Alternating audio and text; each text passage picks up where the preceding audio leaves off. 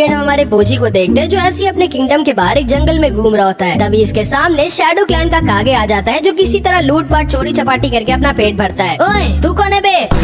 इतना गंदा ignore. And कागे बोजी को जाकर रोक देता है। कौन हो तुम और तुम्हारी हिम्मत कैसी मुझे इग्नोर मारने की? लेकिन बोजी तो गूंगा होता है इसलिए फिर से कुछ नहीं बोलता। तुम्हारे में एटन बहुत है। हाँ कोई बात नहीं, अब चुपचाप मुझे अपने सारे कपड़े और पैसे दे दो। क्या बोल रहे हो बे? एक मिनट। अब जाके कागे को समझ में आता है कि बोजी बोल नहीं सकता। क्या तुम सुन भी नहीं सकते? तो फिर तुम मेरी बातों को कैसे समझ रहे हो? मेरे लिप से। असल में बोजी लोगों की लिप की मूवमेंट को देखकर समझ जाता है कि सामने वाला क्या बोल रहा है। चलो इसका तो समझ में आता है, लेकिन मैं कैसे समझ पा रहा हूँ कि ये क्या बोल रहा है? चलो कोई नहीं, अब चुपचाप अपने सारे कपड़े मुझे दे दो। एंड फिर बोजी अपने सारे के सारे कपड़े कागे को दे देता है। बहुत अच्छे, अगर ऐसे ही कल भी तुम मेरे लिए कपड़े लाओगे तो आज मैं तुम्हें जाने दूंगा। ठीक है, भाग जाओ यहाँ से। एंड फिर बोजी कागे को बाय कह के वहाँ से चला जाता है। लेकिन जब ये वापस जा रहा होता है तब इसके किंगडम के सारे लोग इस पर हंस रहे होते हैं और इसका मजाक उड़ा रहे होते हैं। फिर अगले दिन हम देखते हैं कागे उसी जगह पर बोजी का इंतजार कर रहा होता है। एक मिनट, कहीं वो सोल्जर्स के साथ मुझे पकड़ने ना आ जाए। एंड तभी इसे बोजी की आवाज आती है और ये छुप जाता है। लेकिन बोजी बिना किसी सोल्जर के बहुत सारे कपड़ों को पहन कर आया होता है कागे को देखने के लिए। एंड कागे को देख के ये उल्टा बहुत खुश हो जाता है। ओए तुम इतना खुश क्यों हो रहे हो? मैं तुम्हें लूट रहा हूँ, तुम्हें पता नहीं है क्या?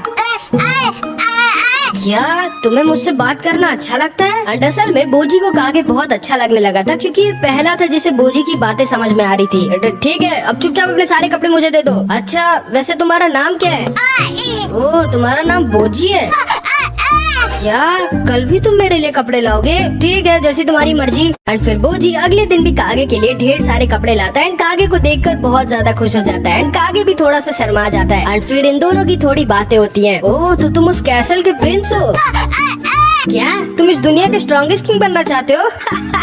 एंड कागे बोजी के ऊपर हंसने लगता है। लेकिन बोजी इससे कहता है नहीं, तुम देखना मैं एक दिन इस दुनिया का स्ट्रॉन्गेस्ट किंग जरूर बनूंगा। एंड कागे एकदम शॉक रह जाता है कि भले ही बोजी इतना ज्यादा वीक है लेकिन उसे अपने ऊपर पूरा भरोसा है कि वो एक दिन द स्ट्रॉन्गेस्ट किंग जरूर बनेगा। एंड फिर बोजी वहाँ से जाने लगता है। लेकिन इस बार कागे इसका पीछा करता है। और आज जब कागे इसका पीछा करता है तो इसे पता चलता है कि इसकी वजह से लोग बोजी को कितना ज्यादा परेशान करते हैं और चिढ़ाते हैं, क्योंकि इन लोगों को पता नहीं होता कि बोजी को लोगों की बातें समझ में आती है। लेकिन फिर भी बोजी हमेशा हंसता रहता है और वापस अपने कैसल लौट जाता है। एंड तभी हम देखते हैं बोजी की सौतेली मम्मी और द बिग 4 नाइट्स को, जो इस किंगडम के द स्ट्रॉन्गेस्ट नाइट्स होते हैं। हाँ आज फिर तुम्हें किसी ने लूट लिया? डोमस, कल इसका पीछा करो और देखो रोज रोज कौन इसे लूट रहा है। एंड बोजी तुरंत ही इन सारे लोगों से साइन लैंग्वेज बोलता है कि असल में उसके सारे कपड़े फट गए थे इसीलिए वो उन्हें फेंकाया। तुम कितने ज्यादा लापरवाह हो बोजी, तुम्हें डायडा से कुछ सीखना चाहिए। डोमस, अब जो मैं तुमसे बोलने जा रही हूँ उसे ट्रांसलेट मत करना। मेरा बेटा डायडा इससे 100 गुना अच्छा और अगला किंग वही बनेगा, ये तो कभी नहीं। एंड असल में बोजी की सौतेली मम्मी हीलिंग को पता नहीं होता कि बोजी को इसकी भी सारी बातें समझ में आती है। एंड फिर हीलिंग वहाँ से चली जाती है। तभी डोमस बोजी से बोलता है, प्रिंस बोजी आपको किंग बॉस ने बुलाया है। फिर बोजी अपने कमरे में चला जाता है और कागे भी इसके पीछे पीछे आ जाता है और देखता है कि बोजी रो रहा होता है, क्योंकि भले ही ये हमेशा स्माइल करता रहता है लेकिन इसको भी बुरा लगता है इन सारे लोगों को और इसकी खुद की मम्मी की बातों का। एंड फिर बोजी अपने आंसू पोंछ के वहाँ से चला जाता है। कागे भी इसके पीछे जाने लगता है लेकिन तब इसे बिग 4 नाइट्स में से एक नाइट बेबीन पकड़ लेता है जिसके पास स्नेक कंट्रोल की पावर होती है। तुम तो असैसिन शैडो किलर क्लैन से हो ना? तुम लोग तो खत्म हो चुके थे, यहाँ क्यों आए हो? किसे मारना है? एंड फिर इधर हम बोजी को देखते हैं जो अपने पापा किंग बॉस के पास आ जाता है। एंड बहुत टाइम पहले की बात थी, एक विलेज पर ढेर सारे ज़ॉम्बीज़ ने अटैक कर दिया था। सारे लोग बहुत डर गए थे क्योंकि उन्हें लगा था वो नहीं बच सकते। लेकिन तभी अचानक से बॉस वहाँ पर आ जाता है और अकेले सारे मॉन्स्टर्स को मार के इस विलेज को बचा लेता है। एंड फिर ये सारे विलेज के लोग किंग बॉस को उस विलेज का किंग बना देते हैं। एंड इस तरह किंग बॉस ने बॉस किंगडम की स्थापना की थी जिसका प्रिंस हमारा बोजी है। बोजी,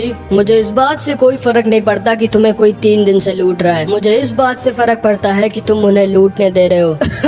एंड असल में किंग बॉस की तबीयत बहुत खराब होती है एंड इनके पास ज्यादा टाइम नहीं बचा होता। इधर आओ बोजी, तुम बिल्कुल तुम्हारी मम्मी की तरह दिखते हो इसीलिए मैं तुम्हें डांट नहीं पाता। बोजी, तुम्हें स्ट्रॉन्ग बनना होगा क्योंकि तुम्हें ही मेरे बाद इस किंगडम का किंग बनना है। डोमस, बोजी की ट्रेनिंग बढ़ा दो, ये तुम्हारी जिम्मेदारी है बोजी को एक स्ट्रॉन्ग वॉरियर बनाने की। एंड फिर इधर हम देखते हैं कागे किसी तरह बेबीन से पीछे छुड़ाकर भाग जाता है। जाओ ढूंढो उसे, वो बहुत ज्यादा खतरनाक है। एंड फिर इधर हम देखते हैं डोमस फिर से बोजी को ट्रेनिंग दे रहा होता है, लेकिन चाहे जितना डोमस बोजी को ट्रेनिंग देते बोजी स्ट्रांग होता ही नहीं। इसीलिए इसी चीज से डोमस बहुत ज्यादा फ्रस्ट्रेट हो गया होता है। एंड तभी वहाँ पर बोजी का छोटा भाई डाइडा आ जाता है। एंड ये भी काफी स्ट्रांग होता है क्योंकि आखिर में ये भी तो किंग बॉस का ही बेटा है ना। डोमस, मैं मेरे भैया के साथ लड़ना चाहता हूँ। अरे नहीं नहीं सर डोमस, प्रिंस बोजी अभी बहुत वीक है, वो आपको टक्कर नहीं दे सकते। ठीक है फिर तुम आ जाओ। जिसको सुन के डोमस थोड़ा सा शॉक रह जाता है। तुम्हें शायद पता नहीं होगा डोमस, लेकिन मैं आज ही कमांडर एरविन को हरा के आया हूँ। एंड डाइडा के कॉन्फिडेंस को देख के डोमस इससे लड़ने के लिए तैयार हो जाता है। डाइडा के चेहरे को देखकर डोमस को किंग बॉस के पुराने दिनों की याद आ जाती है। एंड तभी डाइडा डोमस के ऊपर अटैक कर देता है। एंड भले ही डाइडा भी 7 साल का था, लेकिन डाइडा बहुत स्ट्रांग होता है। एंड डोमस को भी डाइडा के साथ लड़ने में बहुत मजा आ रही होती है। ये दोनों साथ में लड़ रहे होते हैं। एंड इन दोनों को साथ में लड़ता देख बोजी को भी लड़ने का बहुत मन करने लगता है। एंड भले ही डाइडा स्ट्रांग होता है, लेकिन डोमस किंगडम का बेस्ट स्वॉर्ड्समैन होता है, तो इसीलिए ये डाइडा को हरा देता है। एंड डाइडा बहुत गुस्सा हो जाता है, लेकिन डोमस डाइडा की स्वॉर्ड स्किल से बहुत ज्यादा इम्प्रेस्ड हो गया होता है। एंड इसीलिए डोमस हमेशा से बोजी को नहीं बल्कि डाइडा को ही ट्रेन करना चाहता था। लेकिन डाइडा को असल में बेबीन ट्रेन करता है। लेकिन तभी हम देखते हैं बोजी अपनी तलवार को लेकर डाइडा के सामने खड़ा हो जाता है। बोजी असल में डाइडा से लड़ना चाहता था। पूरे के पूरे कैसल में शोर मच जाता है कि प्रिंस डाइडा और प्रिंस बोजी आपस में लड़ने वाले हैं। सारे के सारे सोल्जर्स, बेबीन, हीलिंग, एपिस, यहाँ तक कि कागे, सब के सब वहाँ पर बोजी और डाइडा का मैच देखने आ जाते हैं। लगता है आज प्रिंस बोजी का पिटने का मन है। क्या लगता है कौन जीतेगा? पागल हो क्या? प्रिंस डाइडा ने आज ही कमांडर एरविन को हराया और प्रिंस बोजी तो इतने वीक है, तुम जानते हो। पक्के से आज प्रिंस डाइडा ही जीतेंगे। भैया ये मत सोचना कि तुम इतने वीक हो तो मैं जरा सा भी होल्ड बैक करूंगा। और तभी इन दोनों का मैच स्टार्ट हो जाता है। डाइडा पूरी ताकत से बोजी के ऊपर अटैक कर देता है। इन सारे लोगों को लग रहा होता है कि बोजी कहाँ ही जीत पाएगा डाइडा से, वो इतना ज्यादा वीक है कि एक तलवार भी नहीं उठा सकता। लेकिन तभी बोजी डाइडा के अटैक को डॉज कर देता है। डाइडा को उल्टा अपनी तलवार से मार देता है। और भले ही बोजी के अटैक में जरा सा भी दम नहीं होता, लेकिन पहली स्ट्राइक बोजी की ही लगी होती है डाइडा के ऊपर। एंड ये सारे के सारे लोग एकदम शॉक्ड रह जाते हैं। डाइडा एकदम गुस्सा हो जाता है, फिर अपनी फुल स्पीड ऑफ पावर से बोजी के ऊपर कंटिन्यूअसली अटैक करने लगता है। लेकिन इसका एक भी अटैक बोजी को छू नहीं रहा होता। एंड असल में कहते हैं ना, भगवान जब कुछ लेते हैं तो कुछ देते जरूर है। एंड वही होता है बोजी के साथ। भले ही हमारा बोजी ना बोल सकता है ना सुन सकता है और इतना ज्यादा वीक होता है कि एक तलवार भी नहीं उठा सकता, लेकिन बोजी की स्पीड और रिफ्लेक्स एक आम इंसान से बहुत बहुत ज्यादा फास्ट होता है। बोजी आसानी से डाइडा के सारे अटैक्स को डॉज कर रहा होता है, उल्टा इसको धीरे धीरे अपनी स्वॉर्ड से मार रहा होता है। डाइडा परेशान हो गया होता है क्योंकि इसका एक भी अटैक बोजी को लग ही नहीं रहा होता है। इसने अपने बड़े भाई बोजी को कुछ ज्यादा ही हल्के में ले लिया था। एंड हमारा बोजी इसकी फुल बेइज्जती कर रहा होता है। बोजी की फाइट को देख के कागे भी बहुत खुश हो जाता है। लेकिन तभी डोमस इन दोनों की फाइट को रोक देता है एंड बोजी से साइन लैंग्वेज में बोलता है कि वो इस तरह से नहीं लड़ सकता। बोजी को अब डाइडा के अटैक को डॉज नहीं करना है बल्कि अपनी तलवार से रोकना पड़ेगा। एंड हम लोग तो जानते हैं कि बोजी में बिल्कुल भी ताकत नहीं होती, तो इसलिए वो डाइडा के अटैक्स को नहीं रोक सकता। इन दोनों की फाइट फिर से स्टार्ट होती है एंड डोमस ने बोजी को वही करने से रोक दिया था जिसमें ये अच्छा था। एंड फिर डाइडा बोजी को पूरी ताकत से बहुत ज्यादा मारने लगता है। वो बोजी से अपना पूरा का पूरा बदला लेने लगता है, लेकिन डोमस इन दोनों की फाइट को रोक नहीं रहा होता। बोजी बहुत ज्यादा इंजर्ड हो जाता है, लेकिन हार नहीं मान रहा होता और बार बार किसी तरह खड़ा हो रहा होता है। एंड डाइडा उतना ही ज्यादा ताकत से बेचारे बोजी को मार रहा होता है। एंड बोजी को इतना ज्यादा पिटते देख कागे को अपना पास्ट याद आ जाता है। कागे सन किंगडम के शैडो क्लैन का था एंड इसके शैडो क्लैन के ऊपर लाइट क्लैन वालों ने झूठा इल्जाम लगा दिया था कि शैडो क्लैन वाले किंग को मारना चाहते हैं। एंड इसी वजह से किंग ने ऑर्डर दे दिया था सारे के सारे शैडो क्लैन के मेंबर्स को खत्म कर देने का। सोल्जर्स ढूंढ ढूंढ के शैडो क्लैन के लोगों को मार रहे थे एंड कागे की मम्मी किसी तरह कागे को बचा के वहाँ से भाग रही थी। लेकिन कागे की मम्मी समझ जाती है कि ये दोनों इतने सारे सोल्जर से बच के नहीं भाग सकते। कागे तुम्हें यहाँ से अकेले उस पॉइजन फॉरेस्ट में जाना होगा। नहीं, मैं आपको छोड़ के नहीं जाऊंगा। चिंता मत करो कागे, तुम्हारी मम्मी इन सारे लोगों को पहले सबक सिखाएगी, फिर तुमसे आके उस पॉइजन फॉरेस्ट में मिलेगी। पक्का? हाँ पक्का। अब जाओ कागे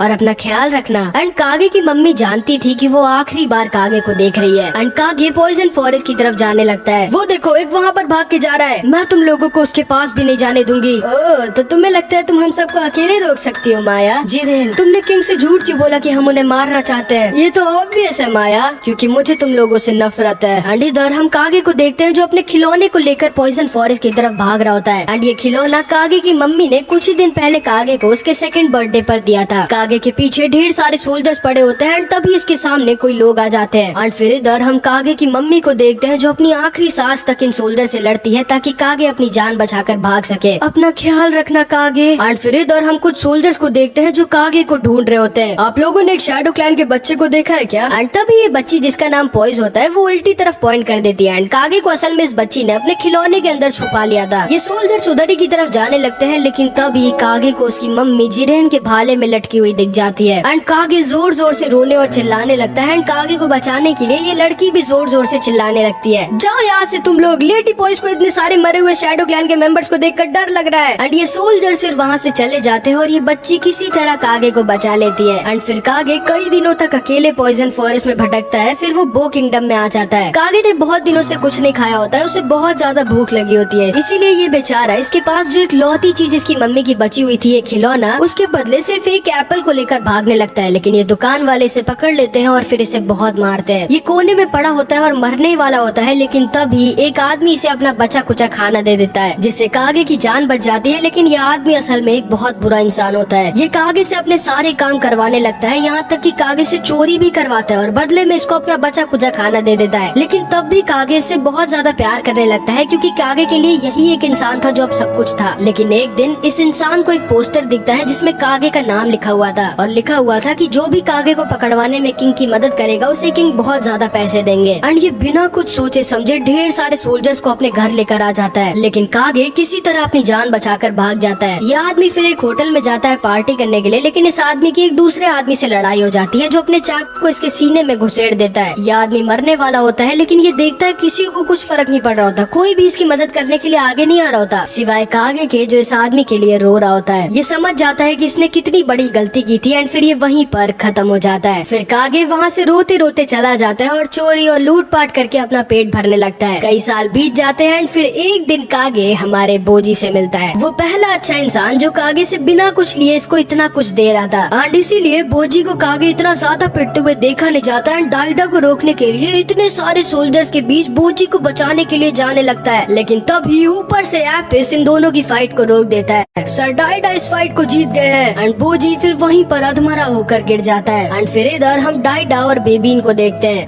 ज्यादा बन रहा था भैया, मैंने उसे इतना इंजर्ड कर दिया कि अब वो जल्दी दोबारा ठीक नहीं होने वाला। सब कुछ मिरर के प्लान के मुताबिक हो रहा है। एंड असल में डाइडा के पास एक मैजिक मिरर होता है जो इसकी अगला किंग बनने में मदद कर रहा होता है। एंड फिर इधर हम डोमस और बोजी को देखते हैं एंड बोजी बहुत ज्यादा इंजर्ड होता है। माफ करिएगा मुझे प्रिंस बोजी, मैं जानता हूँ कि आपसे ज्यादा फास्ट रिफ्लेक्स और स्पीड इस किंगडम में किसी के पास नहीं है, लेकिन आप सिर्फ उन दोनों से एक स्ट्रॉन्ग वॉरियर नहीं बन सकते, आप असल में कभी भी स्ट्रॉन्ग नहीं बन सकते। एंड फिर डोमस वहाँ से चला जाता है। थोड़ी देर बाद जब बोजी होश में आता है तो उसे सारे लोगों की बातें याद आने लगती है। वो बहुत ज्यादा दुखी हो जाता है और अपने आप को बिस्तर से नीचे गिरा देता है और जाकर इस स्वॉर्ड को उठाने की कोशिश करने लगता है। बोजी बहुत ही ज्यादा कोशिश करता था अपने ताकत को बढ़ाने के लिए, लेकिन इससे नहीं हो पाता। ये अपनी ताकत को नहीं बढ़ा सकता चाहे ये जो कर ले। बोजी को सारे लोगों की बातें बार बार याद आ रही होती है और इसे बहुत ज्यादा दर्द हो रहा होता है। इसे समझ नहीं आ रहा होता कि आखिर ये क्या करे, कैसे अपने आप को स्ट्रॉन्ग करे अपने सपने को पूरा करने के लिए। एंड बोजी वहीं पर फूट फूट कर रोने लगता है। लेकिन तभी कागे इसे पीछे से बुलाता है। बोजी तुरंत ही कागे की आवाज को सुनकर अपने आंसू पोंछ लेता है और हमेशा की तरह झूठी स्माइल करने लगता है और कागे को अपने कपड़ों की तरफ इशारा करने लगता है कि कागे वहाँ से जाके अपने कपड़े ले ले। लेकिन तभी कागे इससे बोलता है, नहीं, मैं यहाँ तुम्हारे कपड़े लेने नहीं आया हूँ बोजी, मैं तुम्हें यहाँ बताने आया हूँ कि तुम बहुत ज्यादा स्ट्रॉन्ग हो और आज का मैच तुम ही जीते हो। जिसको सुन के बोजी बहुत खुश हो जाता है। हम फिर से कागे के पास का थोड़ा बहुत झलक देखते हैं। मम्मी,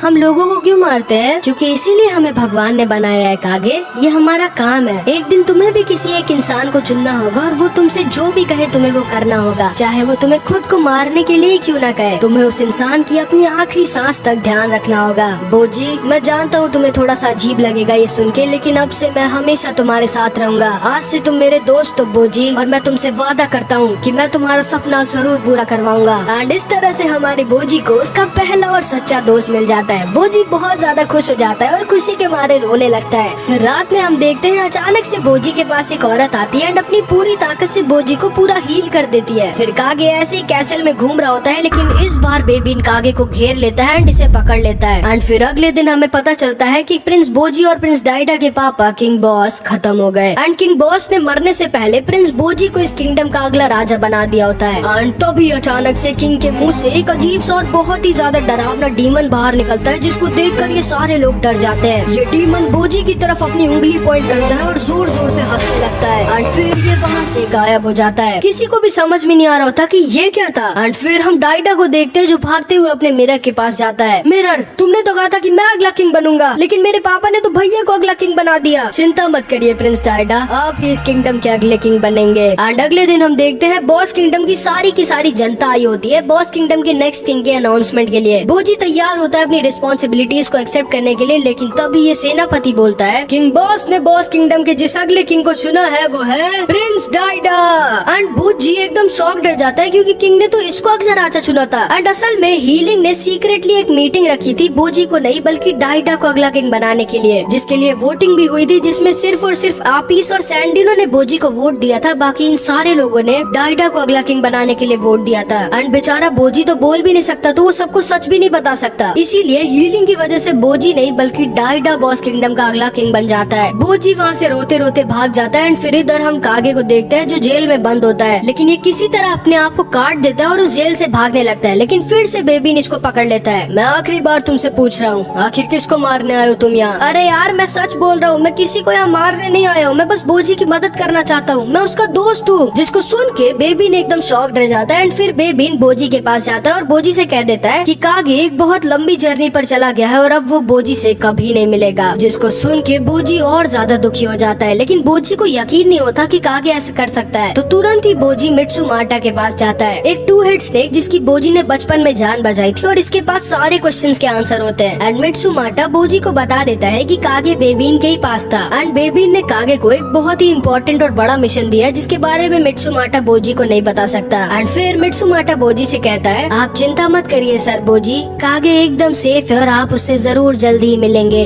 एंड फिर इधर हम डाइडा और बेबीन को देखते हैं। मैं जानता हूँ बेबीन की आपिस और सैंडिनो ने मेरे खिलाफ वोट किया था, जिसको सुन के बेबीन एकदम शॉक रह जाता है। इसीलिए बेबीन मैं तुम्हें ऑर्डर देता हूँ, जाके आपिस और सैंडिनो को मार दो। एंड क्योंकि बेबीन बहुत ज्यादा वफादार होता है इसलिए आपिस को मारने आ जाता है। इन दोनों में बहुत तगड़ी फाइट होती है, लेकिन आखिर में आपिस किसी तरह बेबीन के सीने में अपना उछेड़ देता है। एंड बेबीन वहीं पर अधमरा होकर गिर जाता है। एंड फिर हम एपिस को देखते हैं जो बोलता है, मैं प्रिंस बोजी को अगला किंग बना के रहूंगा। एंड फिर इधर हम बोजी को देखते हैं जो अकेले बैठा होता है। एंड ये डिसाइड करता है कि ये भी एक जर्नी पर जाएगा कागे को ढूंढने के लिए। ये तुरंत ही हीलिंग के पास जाता है परमिशन लेने के लिए, लेकिन हीलिंग इसे मना कर देती है और कहती है अकेले ट्रिप पे जाना तुम्हारे बस की बात नहीं है। एंड फिर बोजी को ये बहुत डांट भी देती है। एंड बोजी वहाँ से रोते रोते भाग जाता है, लेकिन बोजी को अब कोई नहीं रोक सकता था, इसीलिए ये कपड़ों की रस्सी बनाकर इस कैसल से नीचे भागने का प्लान बनाता है। लेकिन तभी हीलिंग और ड्रूसी वहाँ पर आ जाता है एंड बोजी को ऊपर खींचने लगता है, लेकिन बोजी ऊपर नहीं जाना चाहता था। एंड वो जोर जोर से हिलने लगता है जिसकी वजह से रस्सी खुल जाती है एंड बोजी नीचे गिर जाता है। एंड हीलिंग इसके पीछे कूद जाती है, लेकिन ड्रूसी इसे पकड़ लेता है। बोजी किसी तरह एक कैसल की दीवार को पकड़ लेता है, लेकिन वो दीवार इससे छूट जाती है एंड बोजी नीचे आकर गिर जाता है और थोड़ा सा इंजर्ड हो जाता है। एंड तभी हीलिंग इसके पास भागते हुए आती है और अपनी पूरी जान लगाकर बोजी को हील करने लगती है। एंड असल में उस रात को भी बोजी को हीलिंग ने हील किया था। एंड फिर हम हीलिंग और बोजी के पास को देखते हैं जब हीलिंग किंग बॉस से नई नई शादी कर इस कैसल में आई थी। एंड चाहे हीलिंग जितना भी ट्राई कर ले, लेकिन बोजी इससे बात ही नहीं करता था। फिर एक दिन ये दोनों ऐसी बगीचे में बैठे थे, लेकिन तभी मित्सुमाटा बोजी के पास आ जाता है जो कि बहुत ज्यादा इंजर्ड होता है। ये बोजी को काट लेता है, लेकिन हीलिंग बोजी को बचा लेती है और मित्सुमाटा को एक जोर की लात मारकर दूर फेंक देती है। लेकिन बोजी उल्टा मित्सुमाटा के लिए रोने लगता है क्योंकि असल में बहुत ज्यादा काइंड होता है। एंड बोजी को रोता देख हीलिंग से रहा नहीं जाता है। ये मित्सुमाटा को अपनी मैजिकल पावर से हील कर देती है एंड इस तरह हीलिंग मित्सुमाटा की जान बचा लेती है, जिसको देखकर बोजी बहुत ज्यादा खुश हो जाता है। एंड फिर ये दोनों के दोनों हर वक्त हमेशा साथ में घूमने लगते हैं। एंड बोजी को क्वीन हीलिंग बहुत अच्छी लगने लगती है। एंड असल में हीलिंग बोजी से भी बहुत प्यार करती थी, लेकिन जब डाइडा हुआ तो वो उसका खुद का बेटा था, इसीलिए डाइडा को बोजी से थोड़ा ज्यादा प्यार करने लग गई। लेकिन इसका ये मतलब नहीं कि ये बुरी है, ये बोजी से भी बहुत प्यार करती है, क्योंकि आखिरी में भले ही बोजी इसका खुद का सगा बेटा नहीं है, लेकिन बोजी इसका पहला बेटा जरूर है। एंड फिर हीलिंग बोजी को उसकी जर्नी पर जाने के लिए अलाउ कर देती है, लेकिन एक शर्त पर कि बोजी के साथ डोमस और हकुरो भी जाएंगे। एंड फिर बोजी अपनी जर्नी पर निकल जाता है, लेकिन पता नहीं क्यों हीलिंग को कुछ सही नहीं लग रहा होता। इसे पता नहीं क्यों लग रहा होता है कि ये बोजी को आखिरी बार देख रही है। एंड फिर इधर ऊपर हम डाइडा को देखते हैं जो स्माइल कर रहा होता है। एंड अगले पार्ट में जो होने वाला है वो बहुत ही ज्यादा शॉकिंग होगा।